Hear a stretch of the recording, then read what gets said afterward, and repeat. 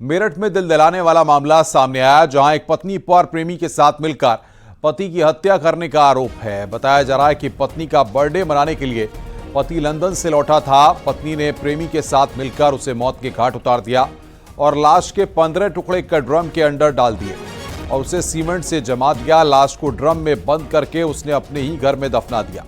हत्या के बाद दोनों आरोपी घूमने हिमाचल गए। पैसे खत्म हो गए तो पहले उन्होंने सौरभ के खाते से पैसे निकालने की कोशिश की, लेकिन जब वो ऐसा नहीं कर पाए तो मुस्कान अपने मां के घर पहुंची। वहां उसने मां से कुछ पैसे मांगे, लेकिन मां ने जब सौरभ के बारे में पूछा तो वो पहले तो चुप रही और बाद में उसकी हत्या की पूरी कहानी मां को बता दी। सौरभ की हत्या के बारे में सुनकर मुस्कान की मां हैरान हो गई। मुस्कान की मां ने आनन फानन में पुलिस को इस घटना के बारे में सूचना दी। दोनों आरोपियों ने अपना जुर्म कबूल कर लिया है। तो लंदन से आया अफसर पत्नी ने यहां पर प्रेमी के साथ मिलकर उसकी हत्या कर दी। बर्थडे पर सरप्राइज देने के लिए आया था पति। दोनों ने जुर्म कबूला है। पुलिस ने दोनों को जेल भेजा है। मेरठ में दिल दहलाने वाली वारदात यहां पर सामने आई है। लंदन से लौटा अफसर, पत्नी ने उसका मर्डर किया।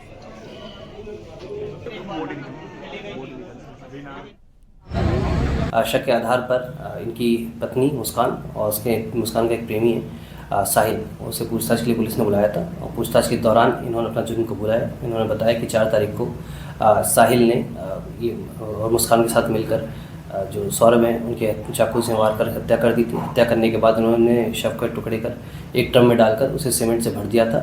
पुलिस द्वारा जो शव है उसको रिकवर कर लिया गया है। उस शव को पोस्टमार्टम के लिए मोर्चरी भिजवाया गया है और इसमें जो दोनों ही ये हैं साहिल और मुस्कान, इन दोनों को हिरासत में ले लिया गया, गिरफ्तार कर लिया गया है। साल 2016 में मुस्कान और सौरभ कुमार की लव मैरिज हुई थी। सौरभ पहले मर्चेंट नेवी में नौकरी करता था, फिर एक सेल्स सुपरवाइजर के तौर पर एक मॉल में नौकरी करने लगा।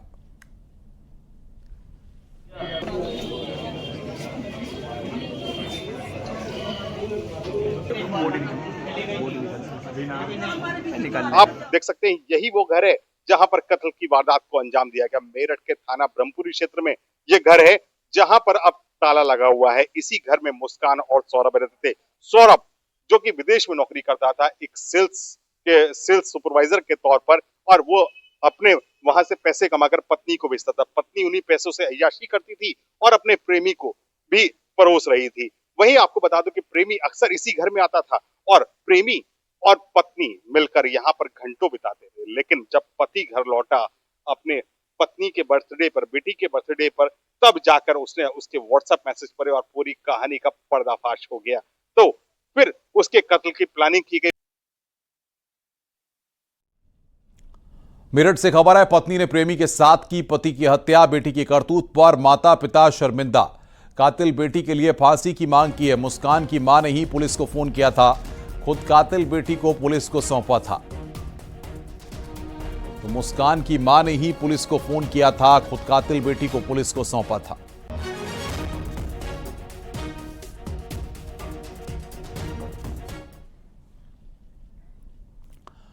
मेरठ मर्डर से जुड़ा एक और खुलासा हुआ है। कातिल पत्नी ने बॉयफ्रेंड साहिल की मरी हुई मां का स्नैपचैट अकाउंट बनाया और फिर मां के स्नैपचैट से साहिल को पति को मारने के लिए कहा। खाने में नशे की दवाई देकर पति को बेहोश किया, फिर मौत के घाट उतार दिया। बताया जा रहा है कि पहले भी हत्या की कोशिश की थी। पति को शराब की लत थी, जिससे मुस्कान परेशान थी।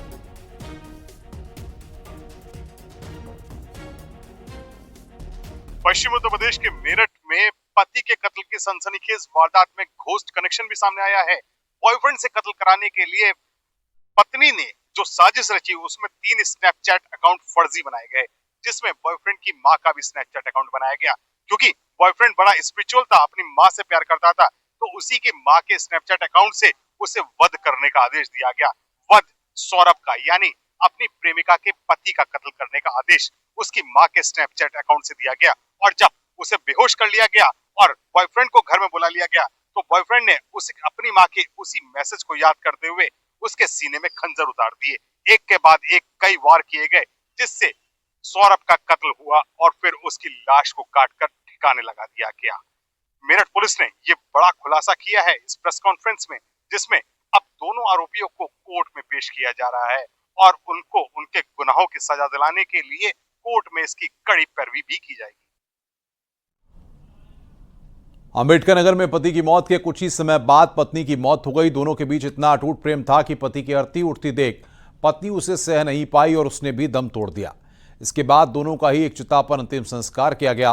राजे सुल्तानपुर के केदरूपुर गांव की यह घटना है। मनोज पाठक सब परिवार नोएडा में रहते थे और दिल्ली में प्राइवेट नौकरी करते थे। होली में वो बच्चों और पत्नी को दिल्ली में छोड़कर घर आए थे।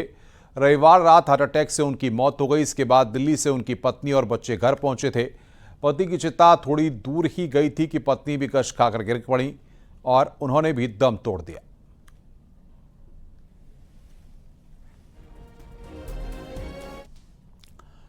शाहजहांपुर में प्रेम प्रसंग का अनोखा मामला सामने आया। एक 52 साल की महिला को 30 साल के युवक से प्यार हो गया। महिला के 8 बच्चे हैं और सबसे बड़े बेटे की उम्र 22 साल है। प्रेमी से शादी करने की जिद में महिला ने अपने पति को तलाक दे दिया। इसके बाद जब वो प्रेमी से शादी करने पहुंची तो उसने शादी करने से इनकार कर दिया।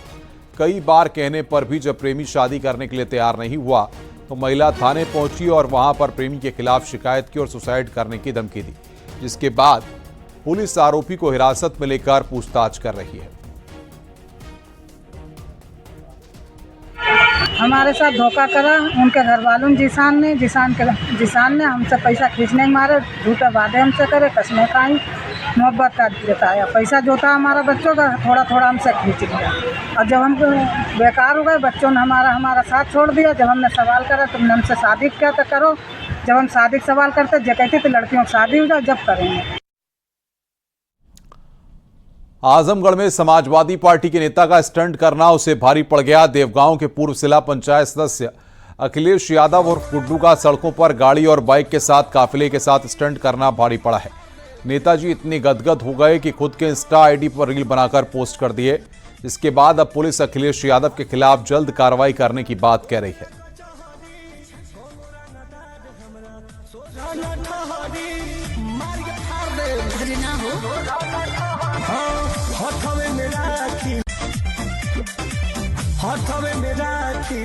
सोशल मीडिया पे एक वीडियो वायरल हुआ है जिसमें कुछ लोग गाड़ी से बाहर निकले हुए हैं। पुलिस के द्वारा इनको आइडेंटिफाई किया जा रहा है और मोटर व्हीकल एक्ट और सुसंगत धाराओं में अभियोग पंजीकृत कर इनके विरुद्ध वैधानिक कार्रवाई की जाएगी।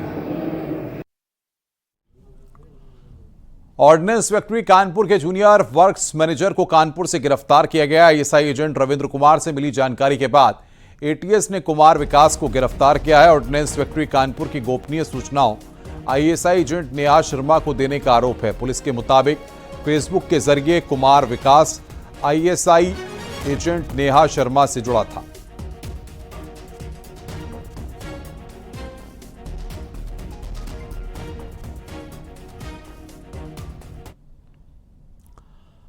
बदायूं में बच्ची से रेप के बाद हत्या मामले में कोर्ट ने दोषी को फांसी की सजा सुनाई है। 3 महीने केस चलने के बाद कोर्ट ने आरोपी की सजा का फैसला सुनाया है। पुलिस ने भी तत्परता दिखाते हुए कोर्ट के सामने 2 महीने में छानबीन करके सीसीटीवी और फॉरेंसिक सबूत पेश किए। वहीं एक यूट्यूबर पर बच्ची और उसका नाम उजागर करने को लेकर कानूनी कार्रवाई के आदेश दिए गए हैं। 18 अक्टूबर 2024 को बच्ची से हैवानियत की वारदात को अंजाम दिया गया था। अभियुक्त को फांसी की सज़ा सुनाई गई है।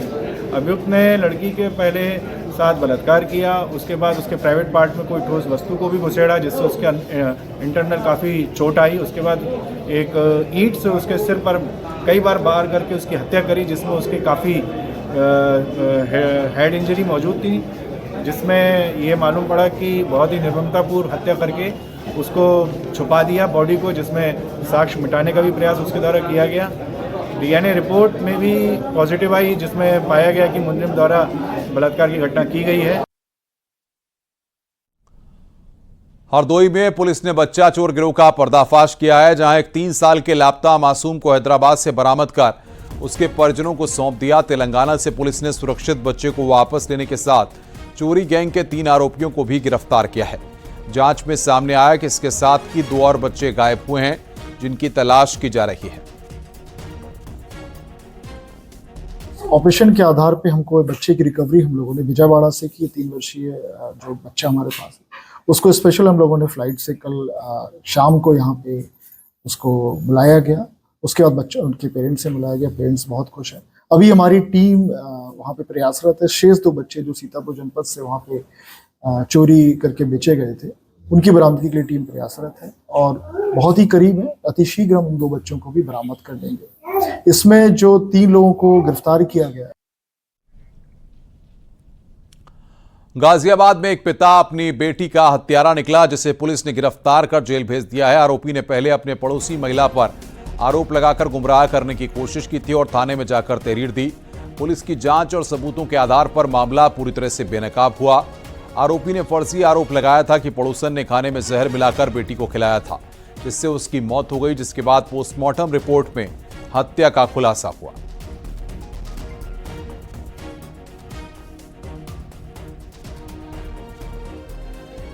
गाजियाबाद के लोनी थाना बॉर्डर क्षेत्र के खुशी वाटिका में हम मौजूद हैं, जहां पर एक कृत्य को अंजाम दिया गया। 7 वर्षीय मासूम बच्ची की दुष्कर्म के बाद हत्या कर दी गई। आरोपी और कोई नहीं, उसका पिता ही निकला। तस्वीरों में एक बार हम इसी घर की तस्वीर दिखा देते हैं, जहां पर वह आरोपी ज्ञान सिंह रहता था। उसी ने इस घर के अंदर ही घटना को अंजाम दिया। 7 वर्षीय मासूम की दुष्कर्म के बाद उसकी हत्या कर दी गई और इस हत्या से बचने के लिए अपने ही पड़ोसी पर उसने ये आरोप लगाया। उसने एक मनगढ़ंत कहानी को रचा। दिनांक 13 मार्च को ज्ञान सिंह लोनी बॉर्डर थाने में पहुंचता है, एक तहरीर देता है और बताता है पड़ोसन शांति देवी द्वारा दी गई कड़ी खाने से उसकी पत्नी उसकी तबीयत खराब हो गई और उसकी 7 वर्षीय बेटी की मौत हो गई। पुलिस तत्काल ही कार्रवाई करते हुए शांति देवी को हिरासत में ले लेती है, लेकिन पोस्टमार्टम के बाद एक चौंकाने वाला खुलासा होता है। खुलासे में बच्ची के साथ दुष्कर्म और दम घुटने की घटना सामने आती है, जिसके बाद आरोपी ज्ञान सिंह को पुलिस हिरासत में लेती है और पूछताछ करती है। सख्ताई करने के बाद ज्ञान सिंह अपना सच उगल देता है और सच उगलने के बाद उसने बताया कि बदनामी के डर के कारण उस घटना को इसने अंजाम दिया। गाजियाबाद के विजयनगर थाना क्षेत्र स्थित प्रतीक ग्रैंड सोसाइटी में भीषण आग लग गई। फ्लैट में आग लगने से सोसाइटी के लोगों में अफरा तफरी मच गई। आग लगने के बाद सोसाइटी से लोग बाहर आ गए। दमकल की गाड़ियां आग बुझाने में जुटी हुई हैं। तो प्रतीक ग्रैंड सोसाइटी में यहां पर गाजियाबाद में आग लगी, फ्लैट में आग लगी है। यह तस्वीर इस वक्त हम आपको दिखा रहे हैं प्रतीक ग्रैंड सोसाइटी की, जहां पर फ्लैट में भीषण आग लग गई।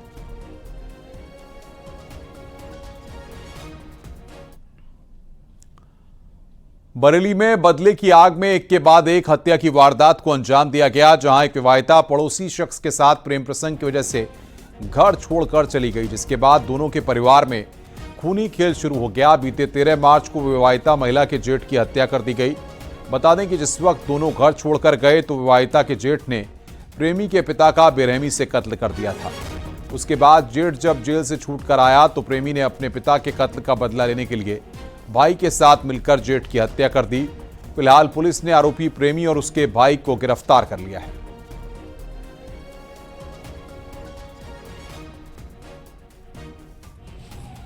यह मुकदमा 2 अभियुक्तों को नामजद करते हुए दर्ज किया गया था। आज दिनांक 18 मार्च 2025 को थाना भित्री चैनपुर पुलिस टीम द्वारा दोनों नामजद अभियुक्तों को, जिनके नाम प्रेम शंकर पुत्र पन्नालाल तथा ख्याली राम पुत्र राम सहाय है, को गिरफ्तार करने में सफलता प्राप्त की गई है और इनकी निशानदेही पर आला कत्ल नल का हत्था भी बरामद किया गया है और इन दोनों ही अभियुक्तों को पर्याप्त सबूतों के साथ आज माननीय न्यायालय की अभिरक्षा में प्रेषित किया जा रहा है। आगरा में अवैध तरीके से हुक्का पिलाने की सूचना पर पुलिस ने छापा मारा है। मौके से कई हुक्के और फ्लेवर के साथ ही संचालक को गिरफ्तार किया गया है और 4 ग्राहकों को भी हिरासत में लिया गया है। पुलिस को देख कैफे में हड़कंप मच गया। पुलिस अब कैफे संचालक के खिलाफ कानूनी कार्रवाई में जुट गई है। एक मंकी हाउस कैफे नाम के कैफे पर सूचना प्राप्त हुई कि यहाँ पर हुक्का बार का संचालन हो रहा है। टीम को लेकर वहाँ जब पहुँचे तो वहाँ पर लगभग 8 के आसपास हुक्के बरामद हुए। बड़ी मात्रा में फ्लेवर वगैरह बरामद हुआ और 4 अभियुक्त मौके से बरामद हुए। संचालक को भी नामजद करते हुए इसमें एक अभियोग पंजीकृत करा दिया गया थाना ताजगंज में और अग्रिम विधिक कार्रवाई की जा रही है। हाथरस में आरोपी प्रोफेसर रजनीश के मामले में नया खुलासा हुआ है। बताया जा रहा है कि प्रोफेसर के मोबाइल से कई राज बाहर आए हैं। इसमें सिर्फ एक लड़की नहीं बल्कि कॉलेज की कई लड़कियों के साथ प्रोफेसर हैवानियत की वारदात को अंजाम दे चुका है। लड़कियों की वीडियो भी बनाता था। प्रोफेसर अब घर पढ़ाई के बहाने लड़कियों को बुलाता था, अच्छे नंबर देने का लालच देकर अश्लील हरकतें करता था, उसके बाद लड़कियों को ब्लैकमेल करता था। फिलहाल पुलिस ने कॉलेज के सीसीटीवी को जब्त कर लिया है और प्रोफेसर की गिरफ्तारी जल्द की जाएगी। पुलिस के शक में कॉलेज के कई और कर्मचारी भी बताए जा रहे हैं।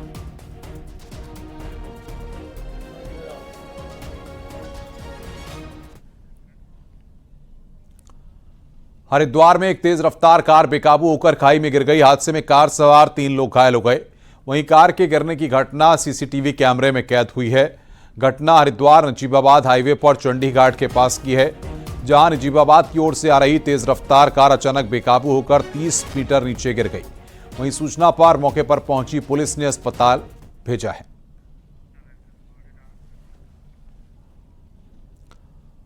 वाराणसी के विश्वनाथ धाम में बंदरों ने स्वर्ण शिखर पर लगा कलश तोड़ दिया। इससे बैकुंठ महादेव मंदिर के स्वर्ण शिखर का कलश युक्त ऊपरी हिस्सा क्षतिग्रस्त हो गया। मंदिर प्रशासन अब इसे ठीक करने की तैयारी में जुट गया है।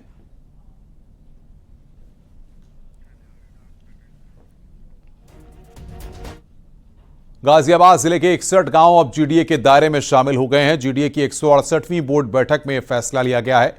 इन गांवों का विकास अब शहर की तर्ज पर होगा। ये गांव अब तक जिला पंचायत के तहत आते थे, लेकिन अब इन्हें जीडीए के दायरे में लाया गया है। ये सभी गांव दिल्ली मेरठ एक्सप्रेसवे और ईस्टर्न पेरिफेरल एक्सप्रेसवे के दोनों तरफ 500 मीटर चौड़े क्षेत्र में स्थित हैं।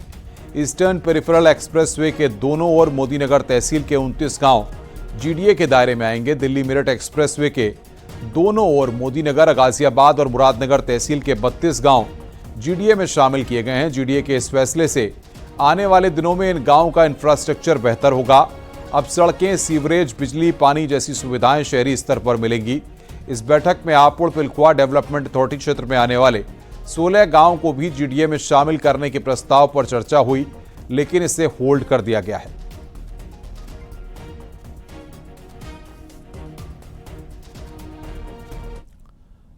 बहराइच में एक मुस्लिम शख्स ने नेपाल की रहने वाली लड़की को प्रेम जाल में धर्म परिवर्तन कराकर निकाह करा लिया। उसके बाद दहेज के लिए प्रताड़ित करके उसे भगा दिया। इसके बाद पीड़ित लड़की ने वीडियो बनाकर राजा बाबू पर धर्म परिवर्तन के लिए दबाव और दहेज के लिए प्रताड़ित करने का आरोप लगाया है। नानपारा कोतवाली क्षेत्र के निबिया शाह मोहम्मदपुर गांव का मामला बताया जा रहा है। मेरा नाम लक्ष्मी सिंह है। मैं रहने वाली नेपाल की हूँ। मैंने धर्म परिवर्तन करके निकाह किया है। जिनसे मेरा निकाह हुआ है उनका यहाँ नेपालगंज में फर्नीचर की दुकान है। वो रहने वाले नानपारा से 10 किलोमीटर निबिया गांव के हैं। उनका नाम राजा बाबू अंसारी है। उनके पिता का नाम शमसुद्दीन अंसारी है। उनकी माता का नाम हसीना बानो है। निकाह के बाद 10 दिन जितना हम निबिया उनके घर में रहे हैं, उसके बाद हमें वहां पे दहेज के लिए खूब टॉर्चर किया जा रहा था। प्रयागराज में 2 दिनों से घर से लापता बीए की छात्रा का संदिग्ध हालत में शव मिला। घर से करीब 8 किलोमीटर दूर 15 फीट ऊंचे पेड़ पर उसका शव लटका मिला। लड़की के शरीर पर कई जगह चोट के निशान हैं। बताया जा रहा है कि उसकी आंख भी गायब है। ऐसी आशंका है कि रेप के बाद छात्रा की हत्या की गई और शव को पेड़ पर लटका दिया गया। छात्रा का शव मिलने के बाद परिवार वालों ने काफी देर तक हंगामा किया। परिवार ने इलाके के ही एक लड़के पर परेशान करने का आरोप लगाया और उसके खिलाफ पुलिस में शिकायत भी की है। छात्रा 16 मार्च की सुबह फोन पर बात करते हुए घर से बाहर निकली थी और उसके बाद लौटकर वापस नहीं आई। पुलिस वालों ने उसकी गुमशुदगी की रिपोर्ट भी दर्ज करी। पुलिस शक के आधार पर कुछ लोगों को हिरासत में लेकर उनसे पूछताछ करने में जुटी है। घटनास्थल का मेरे द्वारा भी मुआयना किया गया था।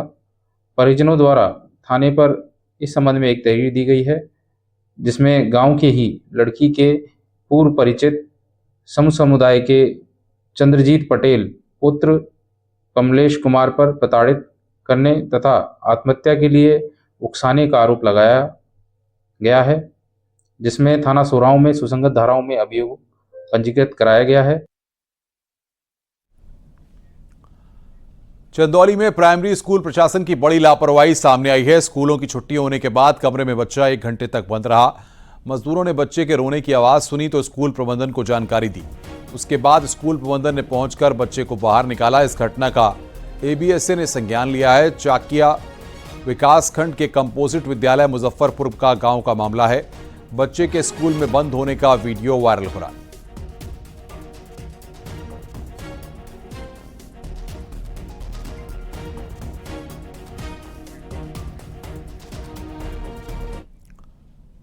सहारनपुर में पुलिस के खुफिया विभाग के अधिकारी को बंधक बनाकर पीटने का मामला सामने आया।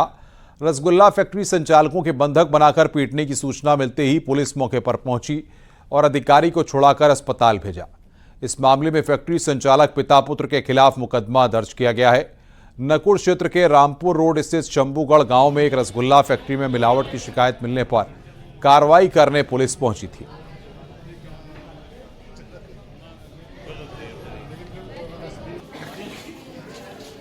फैक्ट्री के जो ओनर प्लस उनके जो बेटे 2 व्यक्ति प्लस कुछ लोग वहां पर जो काम करने वाले उन्होंने उनके साथ दुर्व्यवहार किया। उन्होंने बताया कि वो LIU डिपार्टमेंट है, तब भी उनके साथ उन्होंने दुर्व्यवहार करके मारपीट भी की।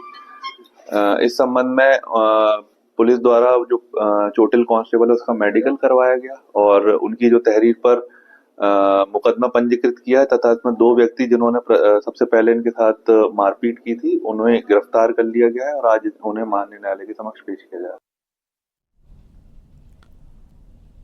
हाथरस में दंगल हुई मारपीट के बाद पुलिस ने लाठीचार्ज किया। कुश्ती के दौरान पहलवानों के समर्थकों में मारपीट हो गई थी, जिसके बाद भगदड़ मच गई। स्थिति को कंट्रोल में करने के लिए पुलिस को लाठीचार्ज करना पड़ा।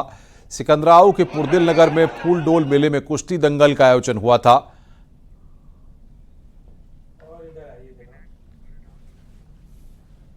योगी सरकार परिषदीय विद्यालयों को हाईटेक बनाने की दिशा में तेजी से काम कर रही है। ऑपरेशन कायाकल्प के तहत ग्रेटर नोएडा के मथुरापुर में प्रदेश का पहला हाईटेक सरकारी स्कूल बनाया गया। इस हाईटेक स्कूल को बनाने में 1 करोड़ 30 लाख रुपए की लागत आई है। बेसिक शिक्षा मंत्री संदीप सिंह आज इस स्कूल का उद्घाटन करेंगे। ये स्कूल तमाम हाईटेक सुविधाओं से लैस है। स्कूल में स्मार्ट क्लासरूम, डिजिटल बोर्ड और लैब जैसी सुविधाएं हैं। योगी सरकार की पहल से अब सरकारी स्कूल भी प्राइवेट स्कूलों की तर्ज पर हाईटेक सुविधाओं से लैस हो रहे हैं ताकि छात्रों को समान अवसर मिल सके। तो बेसिक शिक्षा मंत्री संदीप सिंह यहां पर आज इसका उद्घाटन करेंगे। योगी सरकार में स्कूल हाईटेक हो रहे हैं।